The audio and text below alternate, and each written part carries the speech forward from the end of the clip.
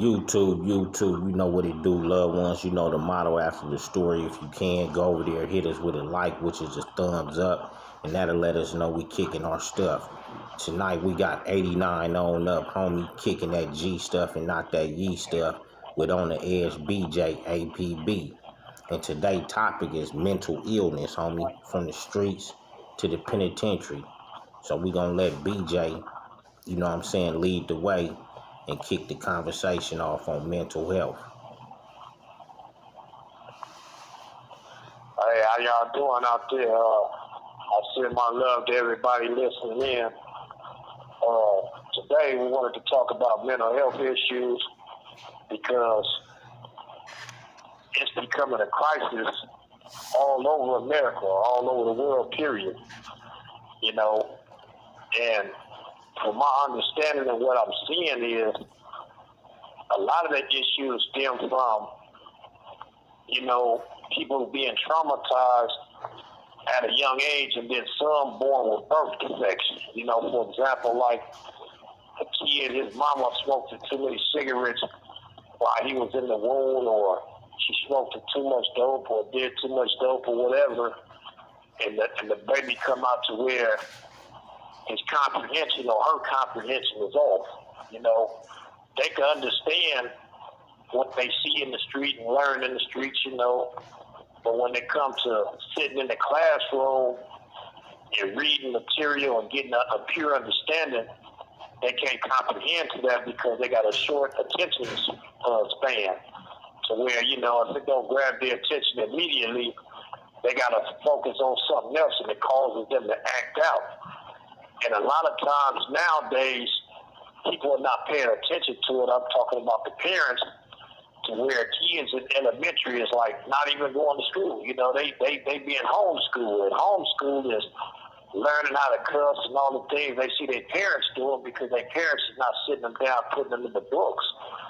And when your kids go out the streets and they grow up, they get involved with gangs and other issues, and then sometimes they make it without going to juvenile hall, but sometimes they end up in the penitentiary, when they first time going to jail. And when they go to prison, that's when you realize, like, the homie kind of messed up, because when they come to prison, their comprehension is just all bad. I done been in cells with dudes, like, don't know how to make a bed. No matter how many times you show them, they just could never really get it right. You know what I mean? I done been in the cell with dudes that won't pick up no book because they're ashamed to tell you they can't read and write, I done been in cells with dudes that get mail from girls all the time, pretty women. And they'll sit up and talk all this player stuff, but then when we go back in the cell, they be like, man, would you read that letter to me? Would you write that letter? Would you write it for me? You know what I mean? And it's kind of embarrassing because we all have that sickness. And they got to the point where it's affecting us all without you even knowing it. You have to understand, like, look at the war heroes coming home. These dudes been in Vietnam and they come over here. You got dudes jumping up in the middle of the night pulling guns on their family because they still think they're at war. Because they traumatized and they don't know how to comprehend that, you back in society now. And then you got the issues with the children, In 2021, 57% of high school girls reported persistent feelings of sadness or hopelessness compared with 29% of boys, males. And in 2022, 3 out of 10 girls seriously considered suicide, and 13% have attempted suicide. Now, that should tell you something. These is y'all kids. You know what I mean? And we have to pay attention to this because, like I said, this dude's off in this prison system with me that's, really messed up. I remember when I was in Pelican Bay, and they was letting everybody out the chute that they had validated. And there was some cats that had been in the chute for 42 years, 32 years, 15 years. And when they first came out, no lie, a lot of Mexicans and brothers, black brothers, had to be bodyguarded when they first came out that shoot because they've been in that cell so long, you know, talking to a lizard or talking to a spider, not having nobody to talk to. So whatever creature came up under the door, they made it their pet. And most of the time it was like a lizard, a frog, a tarantula, a scorpion or something, you know.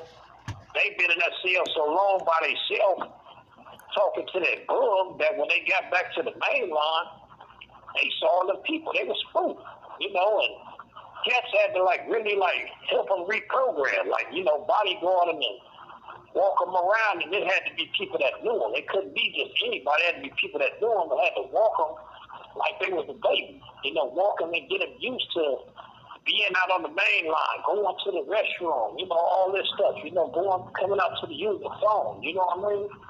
Coming out to go to the shower, you know, it was simple stuff. And some of them dudes couldn't take it, man. They had lost it. You know what I mean? Some of them, you talk to them, and they be talking and know what they talking about, but they stare when you look them in the eyes, they gone. You know what I mean? They done lost it. You know, and this thing is really serious, man, and I don't really know what to do about it. But to keep your sanity, you must be daring to set boundaries. Having the courage to love ourselves even when we risk disappointing others. We can base our own worthiness on others' approval. Trust me, I spent years trying to please other people. You know what I mean? Doing things to prove that I was down and all that. But in the end, I realized that I wasn't being myself. You know what I mean? I was just doing stuff to get others' approval. And in the process of doing this, I started losing sight of who I was, which made me realize that I had some mental issues and skills. You know, and we have to believe deep down that we are worthy in order to act worthy. Meaning, if you can't keep your mind focused on you worthy of everybody's love and not care what other people think, you can lose it at any second. That's not This call and your telephone number will be monitored and recorded. That's not including people that are born with autism or some type of paralysis on the brain and stuff like that. You know, them people, they born with the mental problem that they can't help and they have to learn how to cope. You know what I mean? But us, some of us, we lost it on the journey of the road to destruction and we didn't know it. You know anybody like that? Frank? Man, that mental illness, homie, like you said, homie, everybody, we damn near know every other body, somebody suffering, or possibly we suffering our own self, homie, just from the trauma and just how we just lived, you know, through the banging, homie, through the assaults that didn't happen to us, due to the possible assaults we had to put down on others for our survival, homie, and prison time. That shit is all impactful, homie.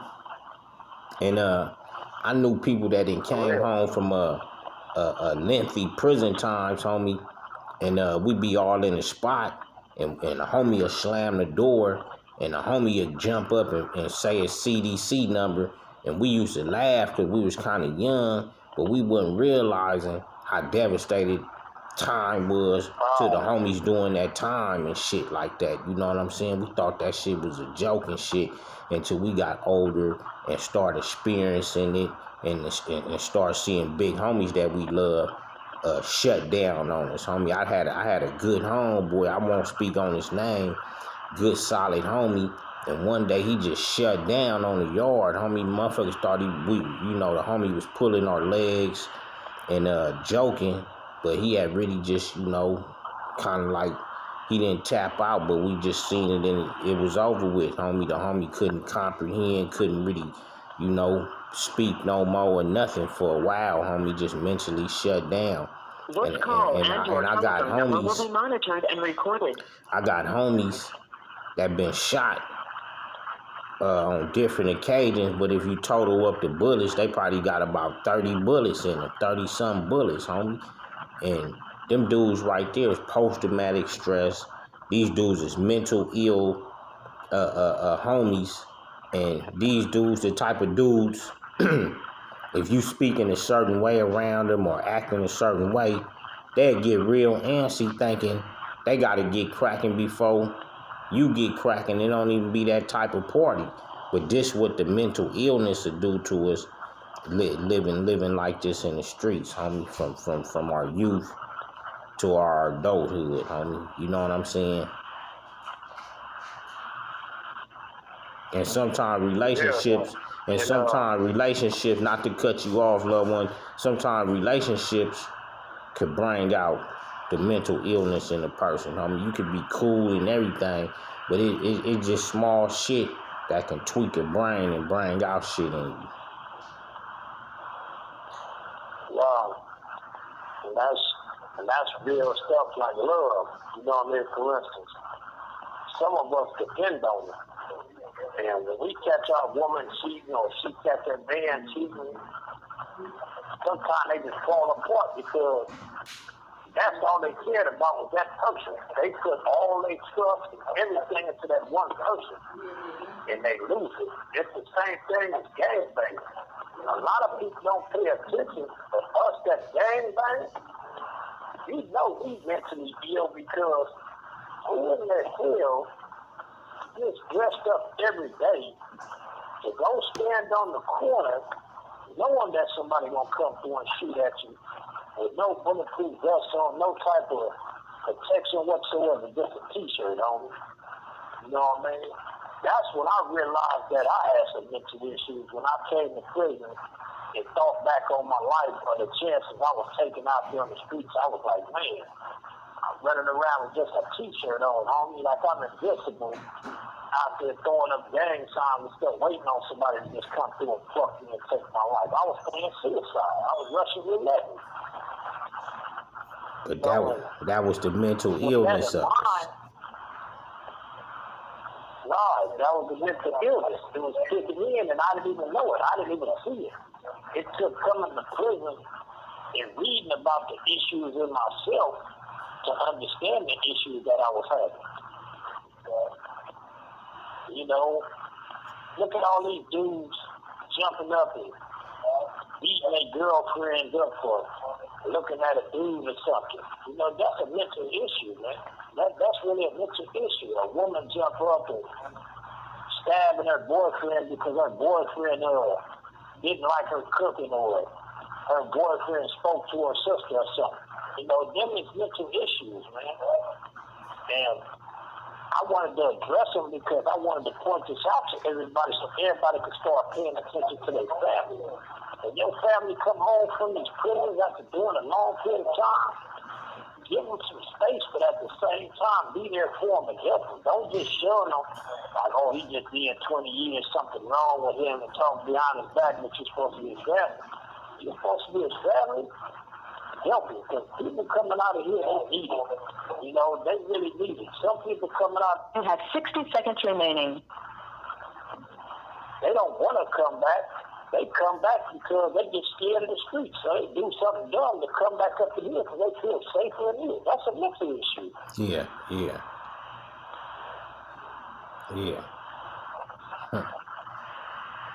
Yeah, homie, this stuff crazy, homie. Just something to think about, you know. Hold on, I'm going to be right back. You can close it out. Okay. Yeah, homie, that mental illness, homie, it's really nothing nice, homie, you know, and, you know, shit, man, I suffered through that shit before, just off of, just how just living this street culture, just street life, homie. It'll have you thinking people against you. It'll have you overthinking. It'll have you, even at home with your family, homie, just think, you would think that people pressing buttons on you, homie, and it won't even be like that because you at home, but you so used to dealing with people on the street, playing all type of games and pulling all type of maneuvers, homie. It just become a custom data programmed in your mind, homie, that It's you against the world, homie. You know what I'm saying? It's you against the world with that mental illness, homie. We about to get This is BJ Global back on Link. the You have line a so prepaid he can call weigh from in. Little John Perry. an inmate at the California State Prison, Solano, Vacaville, California. This call and your telephone number will be monitored and recorded. You have a prepaid call. You will not be charged for this call. To accept this call, say or dial 5 now. Thank you for using Global Link. Hey. So, Yeah, I was just tapping in, letting everybody know, man, that mental illness, homie. You know, I let people know I have suffered through it as well, just off my culture, just off my lifestyle that I lived, homie. It'll play mind-altering tricks on you, even at home with your family, homie. You would think your girl or any female you with pulling punches on you, or you might even think your kids pulling punches on you, homie. But you just so mentally trained a certain type of way that you feel everybody might be trying to get over, everybody might be trying to become incorrect because of the dirty politics we used to live in so much, homie. People got decades and decades of just dirty politics, homie. So you not gonna think all the time rationally when you in the field that we are, homie. You know what I'm saying?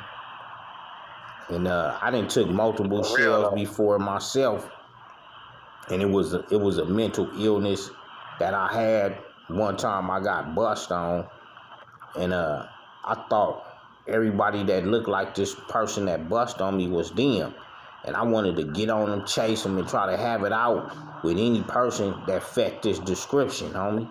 You know what I'm saying? And that's a mental illness when you get bust on, and you thinking any person that fit this description of this person in your mind, you should get on them, homie. That's a mental illness, homie. But that's what we was all up under, living this lifestyle, dog. A couple things I want to ask you before we close it out on the mental health, homie.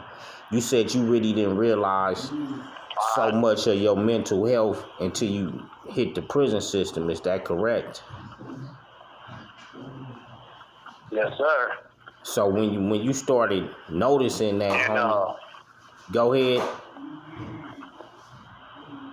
I wanted to ask you when you started noticing that, what were some of the signs, homie? Well, some of the signs, like, what made me notice it was I started being paranoid for no reason. Like, for example, like, when you come to prison, you don't always end up with your homeboys. You know what I mean? You might end up with some homies, but they don't be like your immediate homies from your circle. They be like, you know, some dudes maybe from up north, some from down south, some maybe from out of town. So when they put you in the cell with them, just because this dude is a blood or this dude is a crip or whatever, you go in that cell, you don't really know that person. So the trust factor is not really there. You're playing like it's there. You trying to get to knowing and want to trust you, but it's not there. And one time, I was in the cell, the homie Capone from Inglewood family, Big Capone from 77. We were sevens, and I had went to sleep. And I don't know what I was thinking about, but the homie woke me up. It was chow time to go to chow. And he grabbed my big toe, like, you know, from a distance to, like, you know, just tap me and wake me up. This call and your telephone number will be monitored and recorded. When he grabbed my toe, I came straight out of a dead sleep and tried to take flight on it. I'm talking about I'm swinging wild and everything. I'm thinking I'm in a ride or something. Right. And he had to step out the cell and close. He had to step out the cell and close the door. I mean, he hollered through the door like, homie. And when I finally, like, stopped and, you know, my vision came back and I got to looking around and realized I'm in the cell, and I looked up and I seen him. He like, man, you straight? I was like, yeah.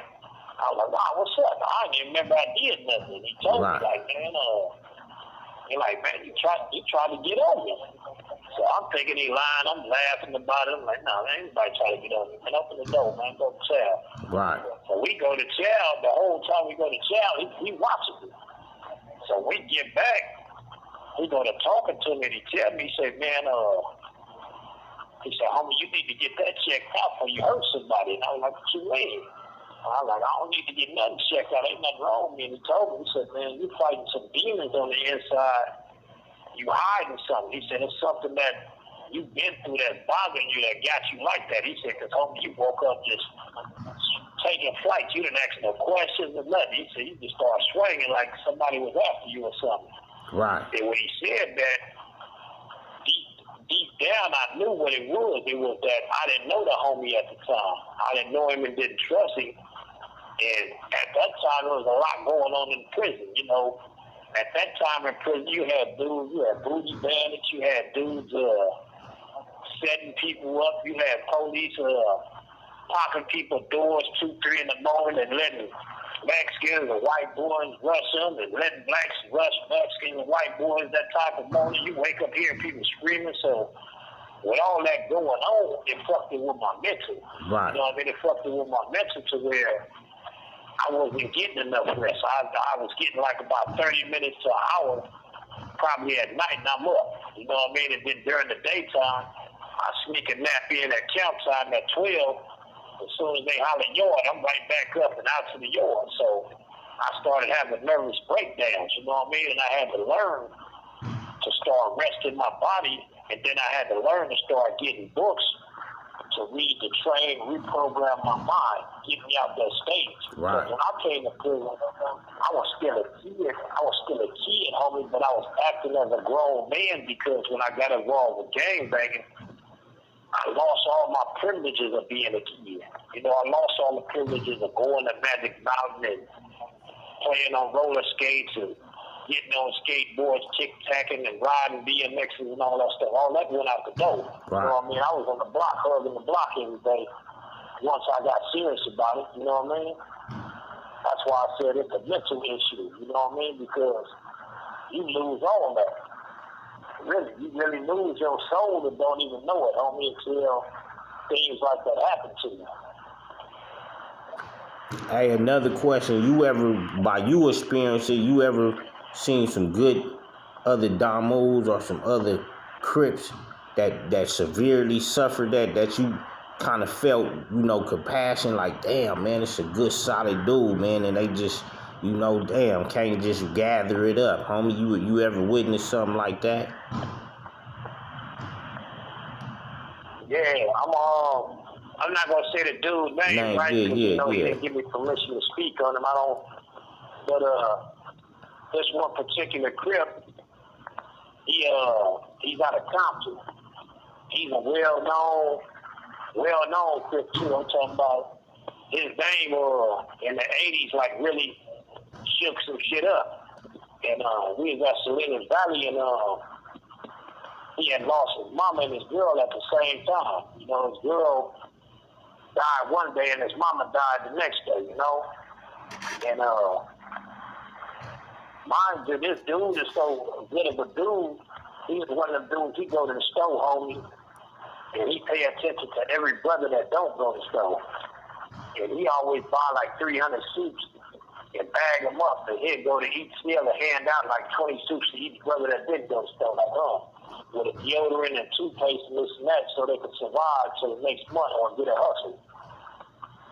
This dude, man, when his mama that died, he came out the day room, and after he got off the phone, he just sat on the table and cried. So all the Bloodz and the Crips in the building, we went and like comforted, like, homie, it's gonna be all right. You know, we couldn't tell him that. You don't know what to tell nobody in a situation like that. He done lost everything. He ain't got nobody no more. Yeah. And like a week later, the boy come out to the day room, asshole naked. You know, he just came out to the day room and was like, thought he had his clothes on. He was out there functioning. You know, he was trying to play some pinochle.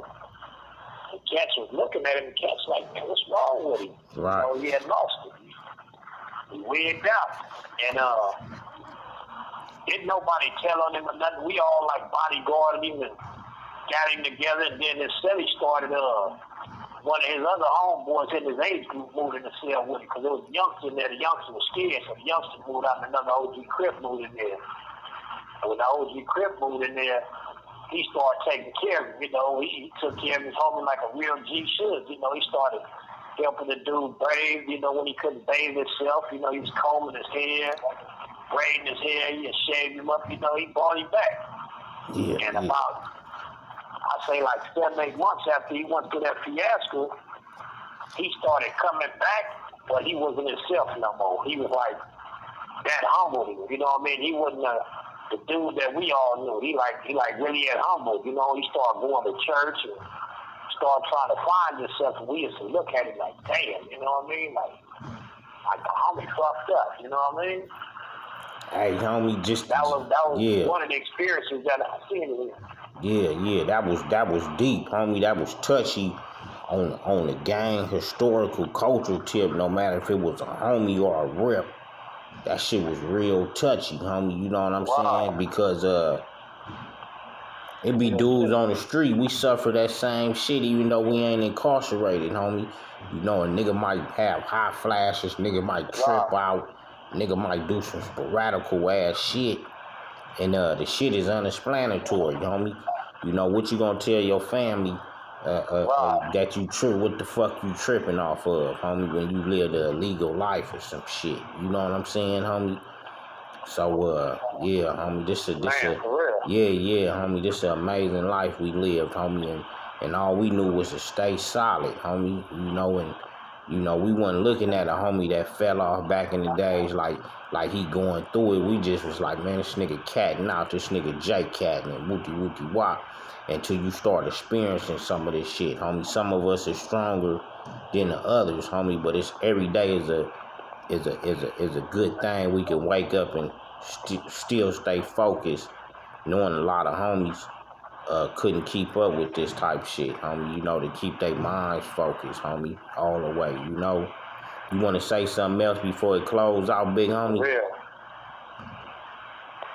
I just want to say, man, you know, to y'all that's listening, if y'all know somebody struggling with mental health issues, especially the kids, you know, take the time to get them some help.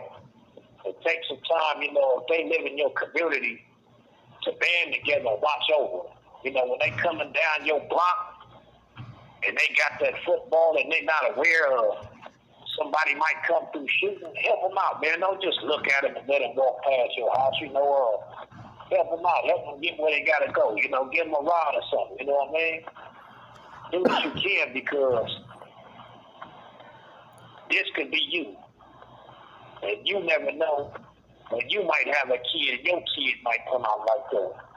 Your kid might come out mentally ill or brain messed up where they could barely walk. They only got to understand it, but they could barely walk and they need you to, you know, put a pamper on them every day or whatever, you know what I mean? So just think about that and be mindful of it, you know what I mean? I thank y'all for listening to us and peace out. Hey, before we close it, I want to just say, homie, and mental illness, homie, it kind of hit me too, homie, with my son with autism, homie, because, you know, we blew water and all kind of shit, homie. You know, my thing was the water, homie, kind of like, you know, nothing else, homie. But then when you look at your son or something, homie, you'll feel like you can't just fault the mother. We gotta fault ourselves as a father, or our mother gotta fault herself as a mother. She was getting down and the father wasn't, homie. So with these things, homie, we really don't know the causes of all this, homie. But the mental illness, when you know you have consumption of consume something, and then you see your child or something with delays, homie, you know, that just make you pick up your parenting skills more. And then also it's a mental illness thing that hit you because you know you possibly could be the cause of this, homie. So it, you know, this call and I just wanted to add that in there, homie. So we just, you know, have 60 seconds remaining. We just got to take responsibilities for all this, homie, that we go through. You know what I'm saying? So 89 on up, G stuff, not ye stuff, and we just sending it, homie, brief topic on a mental illness, homie, from the streets, the hood, to the penitentiaries, homie. We out.